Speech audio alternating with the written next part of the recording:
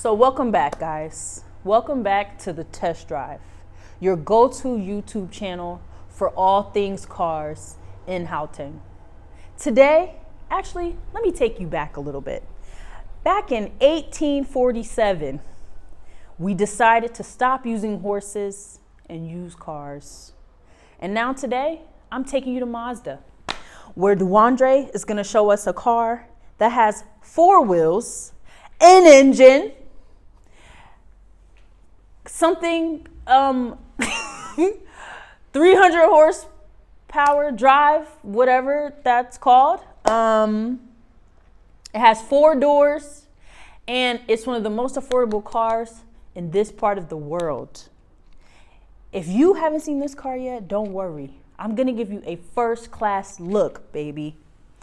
Everything that you need in a vehicle: the wheels, the engine, the speed, the doors, the windows, automatic locks, whatever you need. Easy. And it can take diesel probably as well for petrol. So let's go check out this whip, because this is the one you need in your life. Forget about all my other videos. Is this one, baby. Let's go. Okay guys, don't mind my friend, but she actually has a lifestyle YouTube channel called Jazzy Sets. Go and check it out. Very cool.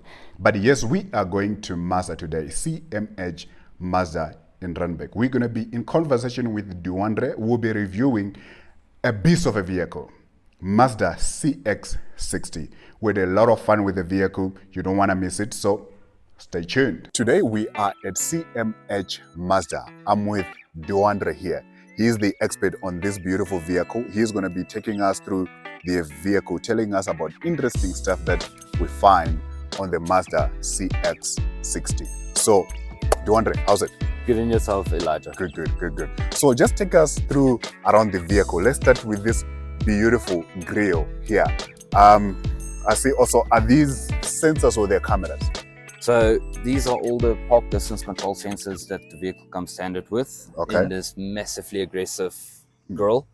And as you can see, the Mazda badge itself looks a little bit different to what you'll find on the other models. That's because the badge itself is actually the radar for the adaptive cruise control.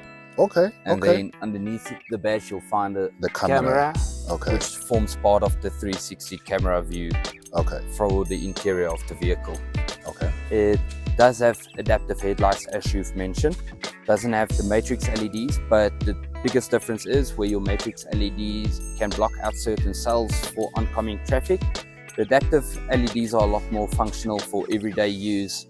Don't have to do anything on that. So if you are going on a family holiday or towing something, that adds an extra little bit of weight to the car.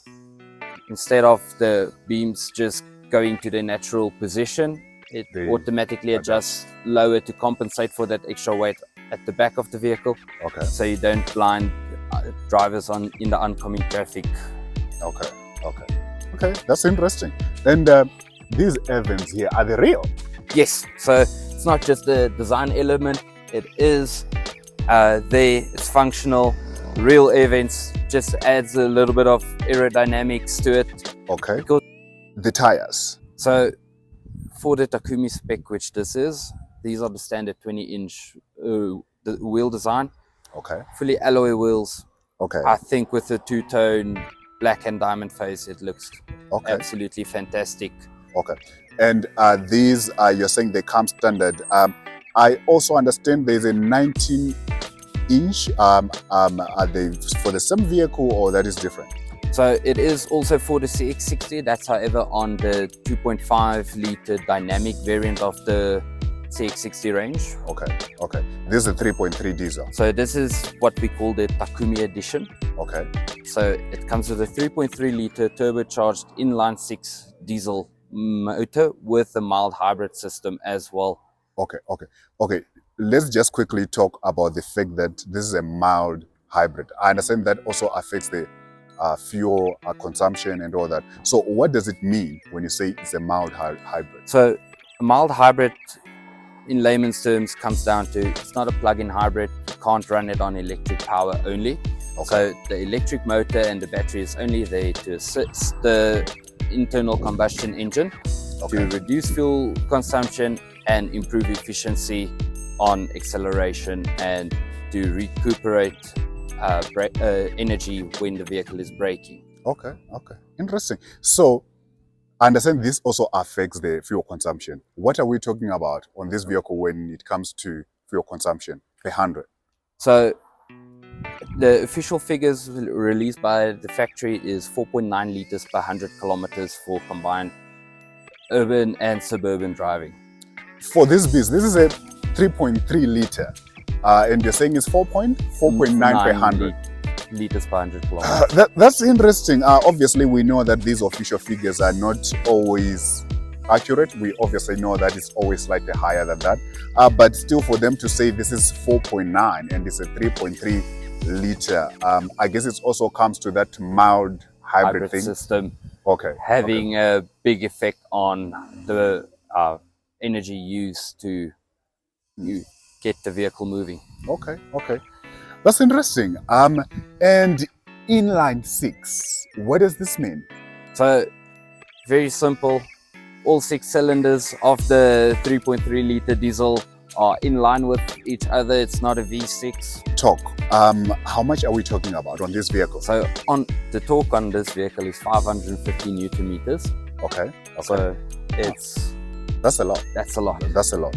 And in terms of power? Power, you're looking at 187 kilowatts for the combined output with the the mild hybrid system and the 3.3 liter turbo diesel. This all-wheel drive, I understand that means it pulls with all the wheels. Yes, so it just basically means power is being distributed to both axles, front and rear, at all times of the drive, ensuring better traction, especially on the off-road and wet conditions.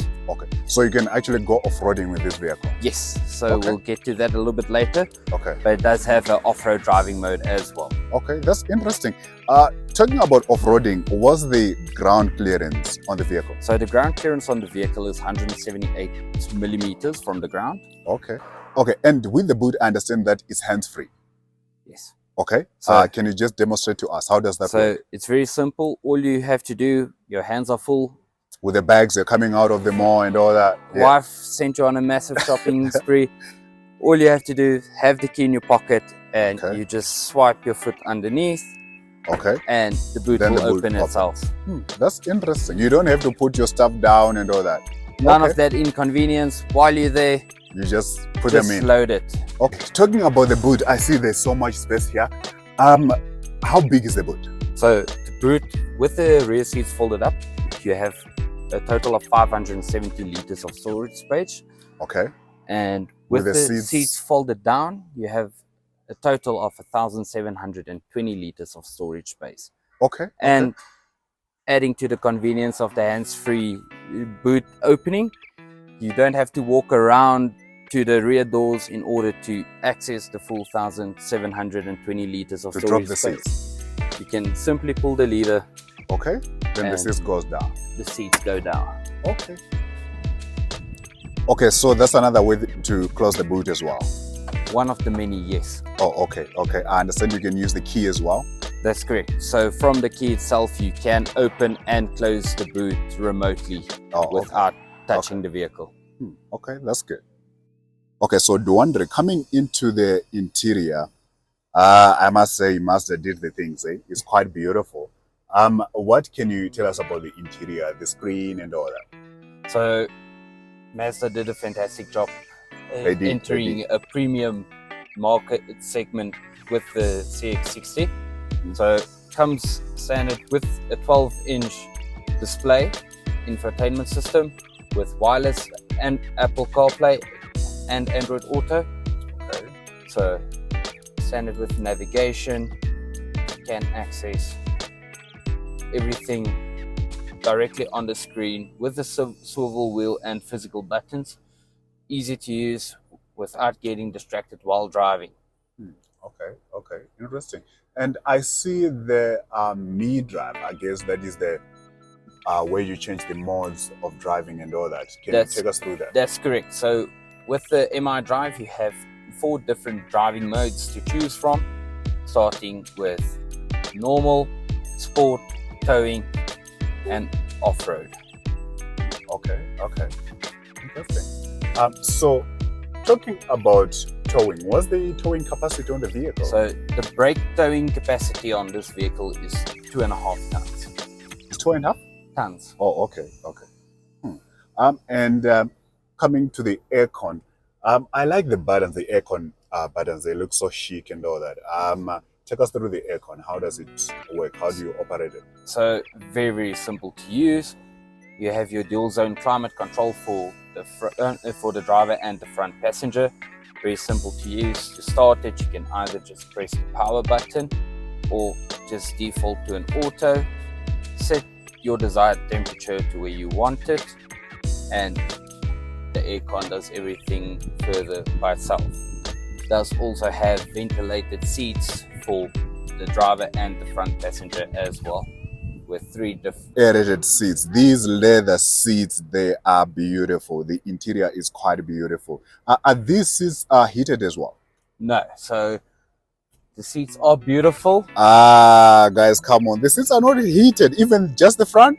Unfortunately not. Oh, okay, okay. In Joburg, we have hotter days in the summer than we have cold days in the winter, so we had to prioritize a bit. Oh, wow. Okay, okay. I hear you. Here's a hill descent assist. Yes, so in conjunction with your off-road driving mode, you can access your hill descent control. Okay, so that is the button, right? Right over there. Okay, okay. So you just press that and you to assist you when you're descending. Yes. Okay. And the next button close to it? So that's the camera to access your 360 surround camera. Okay. And pops up on the display. You can also change the layout of the screen, what you want to see in front of you. Okay. So it is 360. Correct. Okay, okay, interesting. And dude, I haven't seen the cup holders in this vehicle. Where are the cup holders? So the designers integrated it beautifully to cover it when you're not using it. Okay, and it okay, just okay. elegantly opens up. That is quite cool. It actually just makes it neat when you're not using the cup holders. Okay, then on the multifunctional steering, what is there? What do you control from there? So you have quite a few buttons that you can operate without taking your hands off the steering wheel. So you've got your volume control, you have your source input for your media that you're listening to skip or go back to the previous track. You can operate phone calls from here, and you can also access information on the digital display. Okay. And change the information displayed based on your preferences.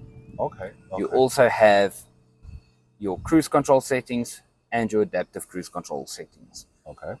So you'll see once you engage your cruise control, you have your set, resume buttons, and then you also have your distance control. So you can actually choose a safe distance between you and the car in front of you while driving with the adaptive cruise control on, to your preferred distance where you feel the most comfortable and the safest. And very easy to change that. You just press the switch up or down. Oh, okay. I see. I see. Okay. Okay. Interesting. So what else is there on the steering? So obviously with all that power, you from time to time gonna want to feel like you're driving a sports car. Yeah, yeah. So you have paddle shifters on the steering wheel as well. And control to electrically adjust the steering wheel to your perfect, to accommodate your perfect seating position. Okay. So the driver's seat is fully electric. In height, and you can recline it as well. And also works in conjunction with your memory function as well. So between you and your other family members who might drive the vehicle, don't have to fight every time you want to drive the car and has to adjust everything yourself. Simply press the button and it goes back to where you want it. Okay, so once you set it here, You said it maybe driver 1 is the husband and driver 2 is the wife. Yes. So when the wife comes in there, she will just press the 2, then the seat will move to the previous adjustment. Okay, that's quite cool. I also like the fact that the leg room at the back, if you're sitting here, you have got ample leg room. You can sit here for a long journey and you'll still be quite comfortable. The headroom as well, there is so much space up here. So you can sit here, you can drive to Cape Town, you'll still be comfortable. Okay, and the other thing that people like a lot in a vehicle, especially in a beast like this, is the sound. How is the sound in this vehicle? So the sound in this is absolutely phenomenal. Okay. As standard for the Takumi variant, you do have a Bose surround sound system to give you that perfect concert-like experience while you're driving the car, wherever, whenever. Okay, with this beautiful beast, I think it won't be you won't be doing it justice if it doesn't have a panoramic roof. Does it have it? It does. Okay. So you've got an electric blind and an automatic press to open the blind, Okay. as well as the glass roof itself. I see. Oh, okay. That's so cool. That's cool. That's cool. So everything you operated from here. That's great. Oh, okay. Okay. Also, it has a wireless charger. Yes, so if your mobile phone supports it, you can just put your phone down in the dedicated slot and it will charge wirelessly. Okay, no need for the cables. No need for the cables to clutter up your beautiful interior. Okay. Anything else that you want to tell us? That's all from me for today. Okay. But if you want to feel what this incredible beast feels like, come down, take it for a test drive, and Yeah. make this baby yours. Okay. Thank you so much.